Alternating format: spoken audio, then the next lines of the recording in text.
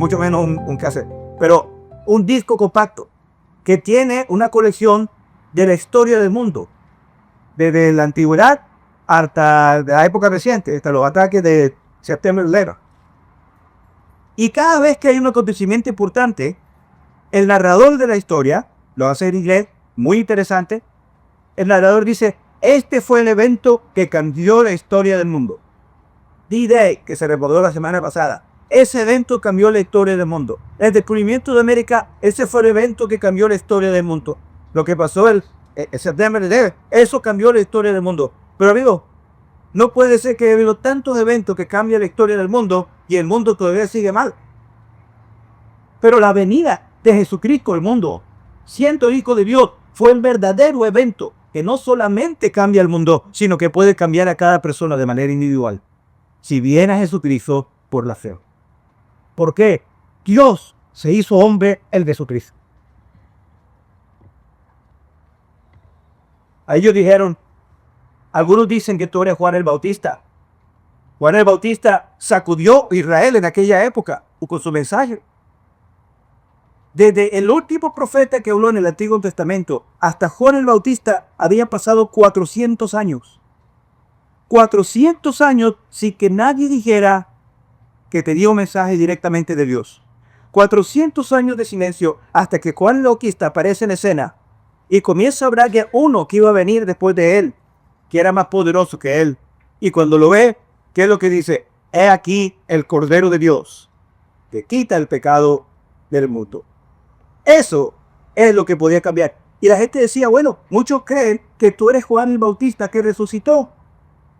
Pero si Juan el Bautista apuntó a Jesucristo, no podía haber sido el Señor Juan el Bautista. Otros decían, tú eres Elías. Elías fue un profeta muy poderoso en la historia de Israel.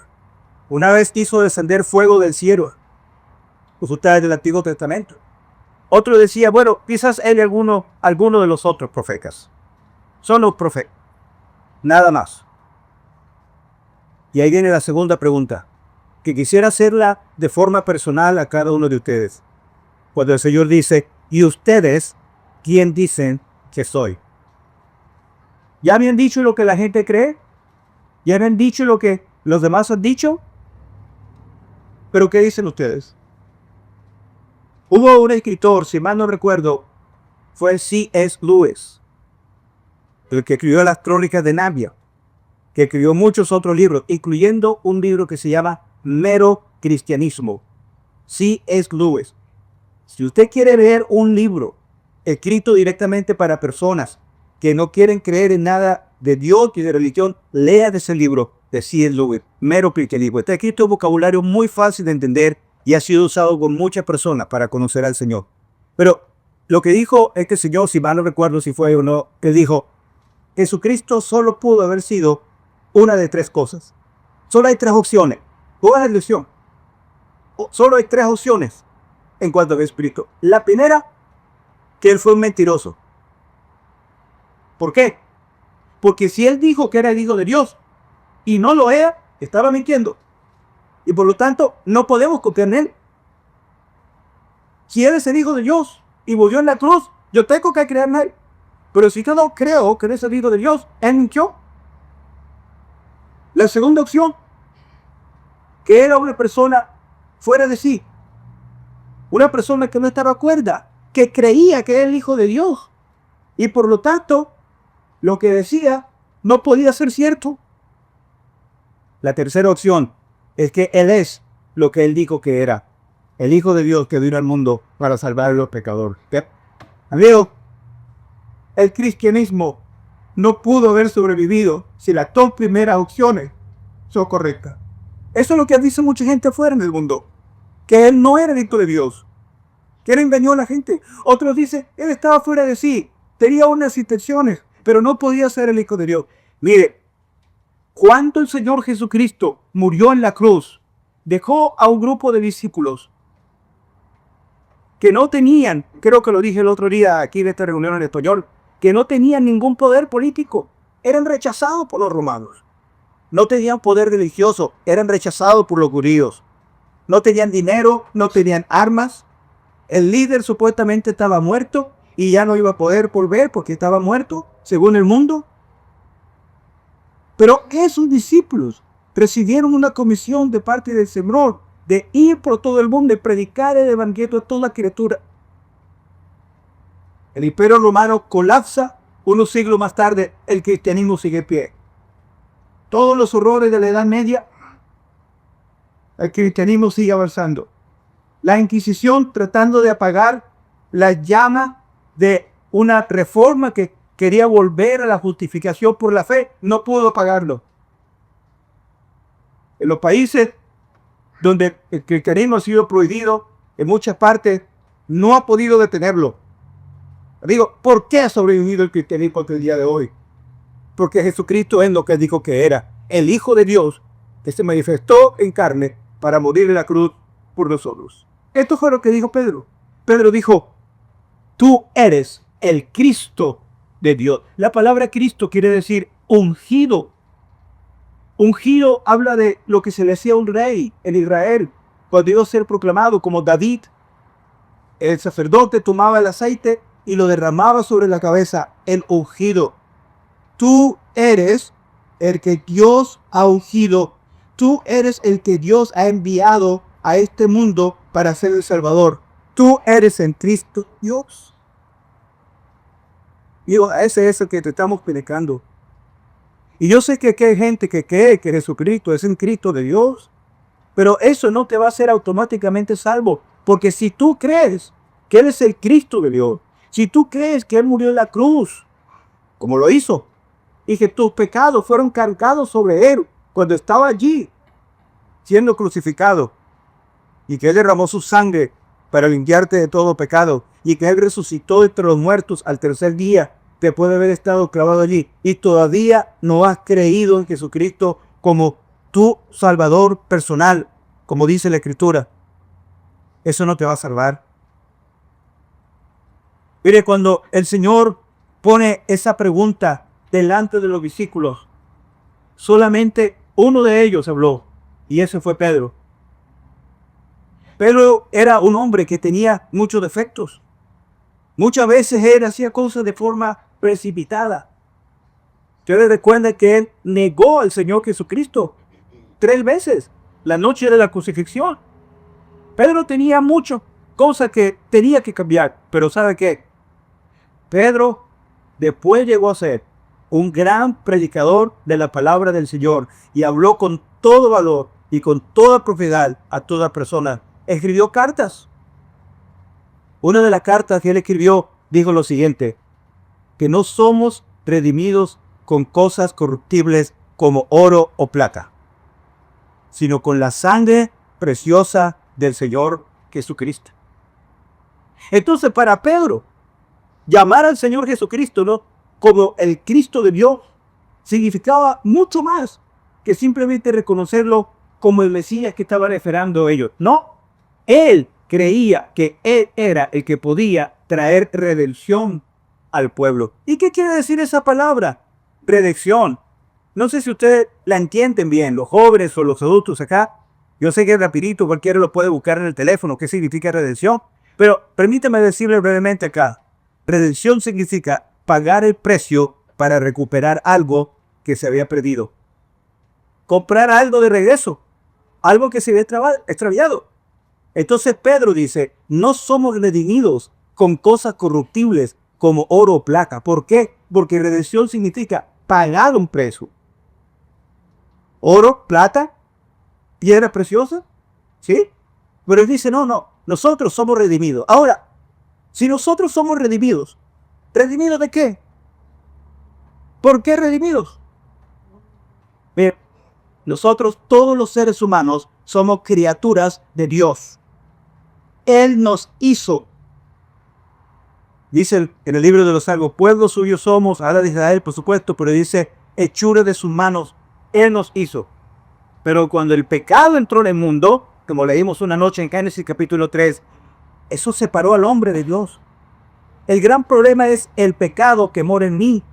Los pecados que yo cometo son el fruto del pecado que hay dentro de mí. Y por lo tanto, para poder salvarme, no solamente hay que tratar con el problema de los pecados que yo hago, es decir, dejar de pecar, ser siempre bueno para poder ser salvo, sino que hay que atacar la raíz del problema mismo, que es el pecado que mora en nosotros. Lo voy a decir otra vez. No basta solamente con reformarnos externamente y tratar de nunca volver a pecar. Hay que ir a la raíz del problema. Y por esto es que el Señor Jesucristo tuvo que hacer la obra de la redención. El pecado nos separó de Dios. El pecado, por decirlo de esta manera, le robó a Dios de lo que había hecho. Él quería tener comunión íntima con los seres humanos. Si usted pudiera entender que cuando somos salvos, entramos a una relación única y especial con el Señor. Somos nacidos de nuevo. Somos una nueva criatura. Somos hechos hijos de Dios. Qué hermoso eso. Creo que le he dicho que mi padre me abandonó cuando yo era un niño. A mis hermanos y a mí. Yo tenía, no me acuerdo, 7 años, 6 años quizás. Y yo crecí sin un padre en mi casa. Nunca tuve un hombre que decirle papá. Mi mamá me hacía hacer una tarjeta para mis tíos el día del padre. Y algunos hermanos de la asamblea que eran muy buenos, hacer una tarjeta a don Víctor, a don Miguel. Pero yo sabía que yo no era mi padre verdadero. Cuando nació mi primer niño, qué hermoso fue para mí. Ella es más alto que yo. Pero cuando yo lo cargo en mi brazo, yo estaba viendo a un ser humano con el cual podía tener una relación única que no podía tener con ninguna otra persona. Eso es lo que Dios quiere contigo. Él no solamente quiere hacerte una buena mujer, un buen hombre, Él quiere hacerte su hijo. Y el hijo es para siempre. Y cualquier cosa que pase, ahí está esa relación especial que Dios quiere tener. Entonces, ¿cómo hizo Dios para recuperar lo que se había perdido a causa del pecado? ¿Qué hizo Dios para que esa criatura, nosotros, hechura de Dios, que nos hemos extraviado a causa del pecado, poder comprarla otra vez de regreso? Eso es lo que quiso decir Pedro, el que dijo el Cristo de Dios viviente. Mandó a su Hijo a morir en la cruz y la sangre que Él pagó fue el precio de nuestra redención. Le voy a poner una ilustración, quizá pueda servir un poco. Un niño una vez hizo como un pequeño bote de madera. Él mismo lo trató de tallar, cortar, le puso una vela, algo material, para que cuando el viento soplara, el vallito, el bote pudiera moverse. Fue para un arroyo que había cerca y lo puso allí y quería verlo cómo se movía. Pero había una corriente fuerte que se llevó al barquito y él trató de correr para ganarlo, pero se desapareció y no lo pudo encontrar más. Imagínense cómo estaría ese niño. Y hechura mía, yo lo hice, se perdió, se extravió. Llegó a la casa llorando, desconsolado, la madre trata de consolarlo. Pero un día iba caminando por una calle del pueblo y miró en una tienda donde vendía cosas usadas de segunda mano el barco que se le había perdido. Él lo vio y él dijo, yo estoy seguro que eso es lo que yo hice. Eso es el mío. Y él entra a la tienda y le dice al dueño, mire, ¿sabe qué? Ese barco que usted estaba vendiendo a mí, ahí es mío. Eso es mío, yo lo hice. Y dice, pero ¿cómo que dice que es tuyo? ¿Por qué está aquí? Bueno, es que se me perdió un día. Pero yo estoy seguro, y lo agarró y lo miró, sí, mire, aquí tiene esta marca, aquí tiene esto lo hice yo. Revíselo usted para que vea, adentro tiene esto, eso lo puse yo allí. Pensé yo, bueno, ¿sabe qué? Puede que sea tuyo, pero si tú lo quieres, tienes que pagar por él ahora. Tienes que comprarlo. Dijo el costo, no me acuerdo cuánto era. Esto es lo que tiene que pagar. Si no lo paga, se lo va a llevar el primer oferteco.